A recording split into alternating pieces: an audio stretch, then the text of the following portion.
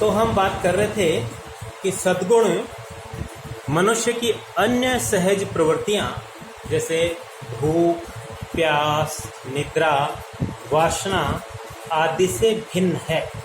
यह प्रयास और अभ्यास के फलस्वरूप विकसित होती है। पाश्चात्य नीति शास्त्र में सद्गुण के नामों को लेकर, सद्गुण की संख्या को लेकर मतभेद है। अलग अलग दार्शनिकों ने सद्गुणों की अलग अलग संख्याएं बताई है, जिसमें खासतौर से ग्रीक दार्शनिक प्लेटो और अरस्तु ने सद्गुणों पर विशेष रूप से चर्चा की है, जिस पर हम जब ग्रीक नीति शास्त्र से संबंधित चर्चा करेंगे तब वहां बात करेंगे।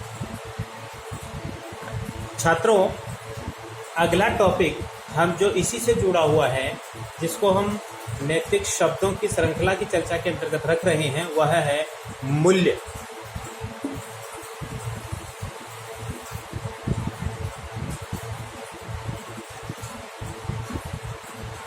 नैतिक निर्णय देते वक्त मूल्य शब्द का बड़ा महत्वपूर्ण प्रयोग हम देखते हैं। ये जानना हमारे लिए जरूरी है कि मूल्य से क्या तात्पर्य है। नीति शास्त्र में मूल्य को किस रूप में लिया गया। अंग्रेजी में हम इसके लिए वैल्यू शब्द प्रयोग में लेते हैं, लेकिन यहाँ पर हम थोड़ा सा भिन्न अर्थों में काम में लेंगे।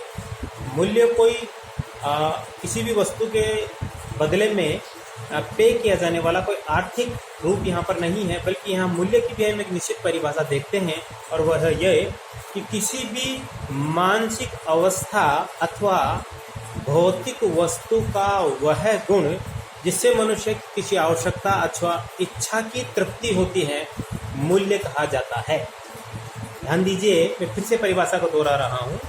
किसी भी मानसिक अवस्था अथवा भौतिक वस्तु का वह गुण जिससे मनुष्य की किसी आवश्यकता अथवा इच्छा की तृप्ति होती है, इच्छा की पूर्ति होती है, उसे मूल्य कहते हैं। यद्यपि मूल्य का कोई स्पष्ट और एक रेखा खींच देने वाला स्वरूप हमें दिखाई नहीं देता, मूल्य का संबंध यहाँ सीधे सीधे मनुष्य की इच्छाओं की पूर्ति से है।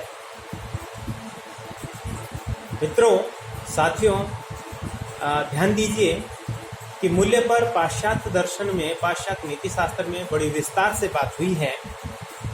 सर्वप्रथम मूल्य को वहां दो भागों में बांटा गया है।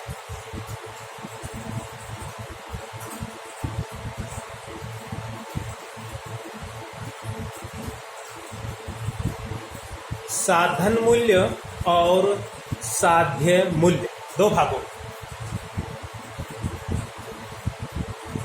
जो साधन मूल्य हैं उनको नीति शास्त्र में आर्थिक मूल्य भी कहा जाता है, शारीरिक मूल्य भी कहा जाता है और परतः मूल्य भी कहा जाता है। शारीरिक मूल्य, आर्थिक मूल्य, परतः मूल्य, साधन मूल्य से क्या तात्पर्य है? एक स्पष्ट बात यहाँ पर है, वो ये कि वे मूल्य जो स्वयं अपने आप में शुभ ना होकर किसी अन्य वस्तु की पूर्ति या उद्देश्य की प्राप्ति में सहायक है, साधन मूल्य कहलाते हैं। जैसे धन, मकान, वस्त्र आदि अपने आप में साध्य मूल्य नहीं है, वरन ये साध्य मूल्य है क्योंकि ये मनुष्य के स्वास्थ्य और जीवन रक्षा के लिए एक उपकरण के रूप में काम में आते हैं। समझने की बात है, इस दो मूल्यों को दो भागों में बांटा गया, साधन मूल्य और साध्य मूल्य। साधन मूल्य को परतः मूल्य, शारीरिक मूल्य, आर्थिक मूल्य भी कहा गया, इस नाते क्योंकि वो स्वयं अपने आप में शुभ ना होकर किसी अन्य वस्तु या अन्य उद्देश्य की पूर्ति में सहायक होने के कारण साधन मूल्य कहलाते हैं। दूसरे मूल्य जिन्हें हम साध्य मूल्य कहते हैं, ये वे मूल्य हैं जो किसी अन्य वस्तु की पूर्ति के साधन के रूप में ना होकर स्वयं में परिणाम निरपेक्ष हैं। परिणामों पर और किसी ने उस उद्देश्य की पूर्ति में सहायक न होने के कारण और अपने आप में मूल्यवान होने के कारण, अपने आप में शुभ होने के कारण इनको साध्य मूल्य कहा जाता है। साध्य मूल्य की संख्या और स्वरूप को लेकर पाश्चात्य दार्शनिक और भारतीय दार्शनिकों में काफी मतभेद है। बतौर उदाहरण, प्लेटो जो एक प्रमुख ग्रीक पाश्चात्य दार्शनिक है जिसने नीति शास्त्र पर बहुत विस्तार से बात की है, और अरस्तु जो प्लेटो का ही एक शिष्य था, उन्होंने दार्शनिक ज्ञान और चिंतन को ही साध्य मूल्य कहा। साध्य मूल्य अर्थात स्वतः मूल्य, साधन मूल्य अर्थात परतः मूल्य। साध्य मूल्य जो अपने आप में शुभ है, मैं बार बार दोहरा रहा हूँ, साध्य मूल्य से तात्पर्य है जो अपने आप में शुभ है, जो परिणाम, जिनकी शुभता परिणामों पर निर्भर नहीं करती। इस दृष्टि से प्लेटो और अरस्तु ने दार्शनिक ज्ञान और चिंतन को ही साध्य मूल्य कहा। यदि हम उपयोगितावादियों की ओर जाएं और ध्यान दें तो बेंथम, मिल और सिज्विक वो सुख को ही अपने आप में साध्य मूल्य मानते हैं। एक और दार्शनिक है जॉर्ज एडवर्ड मूर, उसने अपनी पुस्तक नीति मीमांसा में ये स्पष्ट किया है कि सुंदर वस्तुओं से को देखने से प्राप्त होने वाली जो अच्छी अनुभूति है वही अपने आप में साध्य मूल्य है। यदि भारतीय चिंतकों और दार्शनिकों की दृष्टि से देखें तो सत्यम शिवम सुंदरम को उन्होंने साध्य मूल्य कहा, और कुछ साधु संत और सन्यासी ईश्वरोपासना को ही साध्य मूल्य कहते हैं। देखिए मित्रों, देखिए छात्रों, यहाँ पर हम ये देख रहे हैं कि साध्य मूल्य के स्वरूप और संख्या को लेकर विद्वानों में अलग अलग चर्चाएं हैं, मतभेद है। इसी मतभेद के आधार पर एक पाश्चात्य दार्शनिक जॉन ड्यूई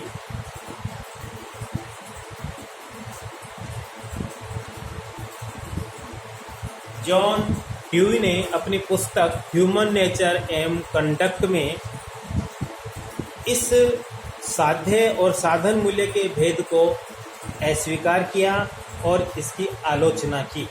उन्होंने स्पष्ट करने का प्रयास किया कि कुछ भी अपने आप में साध्य मूल्य नहीं है, जो कुछ है वो सब साधन मूल्य ही है। कुछ निकटस्थ साधन मूल्य है और कुछ दूरस्थ साधन मूल्य है। हम दूरस्थ साधन मूल्यों को ही साध्य मूल्य कह देते हैं। यहाँ पर उन्होंने किसी भी वस्तु या मानसिक अवस्था के उस गुण की आलोचना की है जिसको हम मानव परिणाम निरपेक्ष या मानव निरपेक्ष कहते हैं। इनका कहना यह है कि कोई भी वस्तु तभी मूल्यवान होगी जब वह मनुष्य की किसी आवश्यकता अथवा इच्छा की पूर्ति करती है, और यदि ऐसा है तो फिर वो परिणाम निरपेक्ष नहीं मानी जा सकती। अर्थात जॉन ड्यूई ने साधन मूल्य और साध्य मूल्य के अंदर किए गए भेद को अस्वीकार करते हुए अपनी बात कही कि जो भी मूल्य हैं वो सब साधन मूल्य हैं और अंततः वो मानव हित के संदर्भ में ही महत्वपूर्ण हैं। लेकिन हम जॉन ड्यूई के यहाँ पर इस मत पर ये कहते हुए अपनी असहमति दर्ज करा सकते हैं कि यदि हम ये मान के चलें कि कुछ साधन मूल्य है तो साधन का औचित्य भी साध्य के संदर्भ में ही है। अर्थात यदि हम साधन शब्द का प्रयोग करते हैं तो इसका अर्थ ये हुआ कि कुछ न कुछ साध्य भी है, साध्य की प्राप्ति के लिए ही साधन होता है। मतलब ये हुआ कि जॉन ड्यूई के द्वारा भले यहाँ स्वीकार ना किया गया हो परंतु अपने आप में कुछ न कुछ साध्य अवश्य है। तो नीति शास्त्र में कुछ विद्वानों ने आनंद को स्वतः साध्य कहा, अर्थात हर चीज का मूल्य इस नाते से है, हर चीज हमारे लिए इसलिए मूल्यवान है क्योंकि वह आनंद प्राप्ति में सहायक है। तो छात्रों ध्यान दीजिए, मैंने अभी दो बातों पर चर्चा की, एक है सद्गुण और दूसरा है मूल्य। मैं तीसरी एक छोटी सी चर्चा इसमें और जोड़ रहा हूँ, वो है नीति शास्त्र के दो रूप जिसे हम कहते हैं नीति शास्त्र और अधिनीति शास्त्र। अभी हम जो विषय पढ़ रहे हैं खासतौर से बीए फर्स्ट ईयर में वो नीति शास्त्र है। तो नीति शास्त्र में आप देखिएगा कि हम कर्मों, मनुष्य के चरित्र और आचरण का मूल्यांकन करते हैं, हमारे लिए शुभ क्या है अशुभ क्या है यह बताने का प्रयास करते हैं, और हमारा कर्तव्य क्या है, हमें क्या करना चाहिए क्या नहीं करना चाहिए, मनुष्य के जीवन का उद्देश्य क्या है आदि पर ही हम चर्चा करते हैं। लेकिन जो नीति शास्त्र का एक दूसरा रूप है जिसकी हम बात करने जा रहे हैं,